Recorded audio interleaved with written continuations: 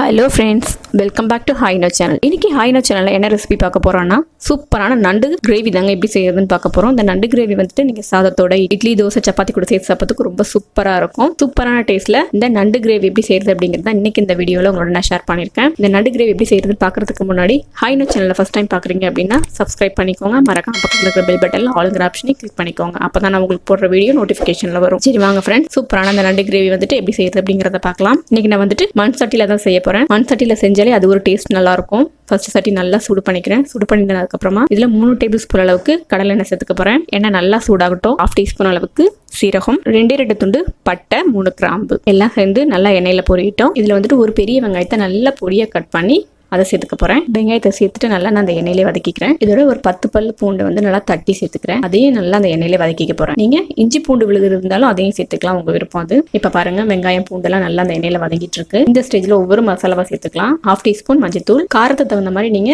மிளகாத்தூள் சேர்த்துக்கோங்க. நான் 1 டீஸ்பூன் அளவுக்கு தனி மிளகாத்தூள் சேர்த்திருக்கேன். 2 டீஸ்பூன் தனியாத்தூள், 1/2 டீஸ்பூன் சீரகத்தூள், 1/2 டீஸ்பூன் மிளகுத்தூள், இதுக்கு தேவையான உப்பு எல்லாத்தையும் நல்லா அந்த எண்ணெயிலே நான் வதக்கிக்கிறேன். இதோட 2 மீடியம் சைஸ் தக்காளி வந்துட்டு நல்லா அரைச்சி சேர்த்திருக்கேன். நீங்க கட் பண்ணி கூட சேர்த்துக்கலாம். அந்த தக்காளி விழுது சேர்த்துட்டு அதையும் நான் மசாலாவோட சேர்த்து நல்லா அந்த பச்சை வாசனை போற அளவுக்கு நல்லா வதக்கிக்க போறேன். மசாலா நான் நல்லா பச்சை வாசனை போயிட்டு தனியா எண்ணெய் பிரிஞ்சு வருது பாருங்க, அது வரைக்கும் நல்லா நான் வதக்கிக்கிறேன். அப்பப்ப அடி பிடிக்காம கலரி விட்டுட்டே இருங்க. இன்னைக்கு நான் வந்து 1 கிலோ அளவுக்கு நண்டு நல்லா கிளீன் பண்ணி எடுத்து வச்சிருக்கேன். சப்போஸ் நண்டு ரொம்ப பெரிய நண்டா இருந்தா நீங்க அதை வந்துட்டு 2ஆ உடைச்சிக்கலாம். மீடியமான சைஸ்ல இருந்ததுனால ஒரு சில நண்டை முழுசாவும் ஒரு சில வந்துட்டு உடைச்சும் எடுத்திருக்கேன். இப்போ நம்ம கிளீன் பண்ணி எடுத்து வச்சிருக்கேன் இந்த நண்டை வந்துட்டு நம்ம இந்த மசாலாவோட சேர்த்துக்கலாம். நண்டை சேர்த்துட்டு நான் மசாலாவோட நல்லா கலந்து விட்டுக்கிறேன். இப்போ நண்டு வந்துட்டு மசாலாவோட சேர்ந்து நல்லா கலந்து விட்டுட்டேன். இது வேகிறதுக்கு வந்துட்டு தண்ணி சேர்த்துக்க போறேன். ஒரு 200 ml அளவுக்கு தண்ணி சேர்த்துக்கிறேன். நண்டு இன்னைக்கு வந்துட்டு கிரேவி வந்து நான் கொஞ்சம் கெட்டியா செய்ய போறேன், அதனால தண்ணி அதிகமா சேர்க்கல. 1 டம்ளர் அளவுக்கு தண்ணி சேர்த்துக்கிறேன். தண்ணி சேர்த்துட்டு அதையும் நல்லா நான் கலந்து விட்டுறேன். சப்போஸ் உங்களுக்கு குழம்பு வந்து தண்ணியா இருக்கணும் அப்படின்னா நீங்க இன்னும் கூட தண்ணி எக்ஸ்ட்ராவா ஆட் பண்ணிக்கலாம். எனக்கு கொஞ்சம் கிரேவியா இருக்கணும் அப்படிங்கறனால கம்மியா சேர்த்திருக்கேன். உப்பு டேஸ்ட் பண்ணி பார்த்துட்டு உங்களுக்கு தேவையா இருந்ததுன்னா நீங்க சேர்த்துக்கோங்க.